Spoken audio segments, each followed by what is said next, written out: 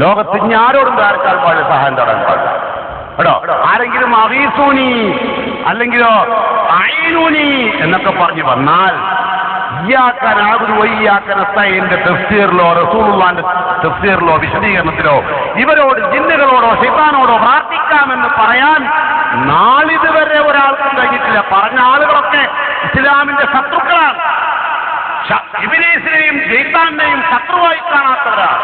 അള്ളാനെ മാത്രം ആരാധിക്കാൻ അള്ളാഹ്ക്കെന്താ മരുഭൂമിയിൽ സഹായിക്കാൻ കഴിയില്ലേ? അള്ള കഴിഞ്ഞിപ്പോയോ? എന്താ അവർ വിചാരിച്ചതിനെ പറ്റി? അള്ള കഴിഞ്ഞോ? ക്ഷീണിച്ചോ?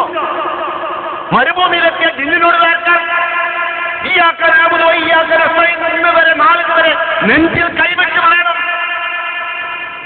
അള്ളാന്റെ ശത്രുവാണവൻ, ദീനിന്റെ ശത്രുവാണവൻ. അവൻ തീരെ അള്ളാഹുമായി അടുത്തില്ല. ഇത്രയും കാലായിട്ട് കേട്ടോ.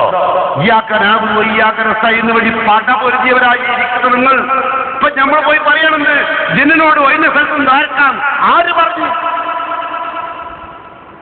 ലൈഫായ ഹദീസായാലും അമൽ ചെയ്യാം. ആരെ പഠിപ്പിക്കുന്നത്? ഏത് ശറയിലുള്ളത്? എവിടുന്നോ വന്നിട്ട് കുട്ടികൾ പറയാ എന്തിനും ആർക്കും. അതപ്പോഴത്തെ കാലമാണ്.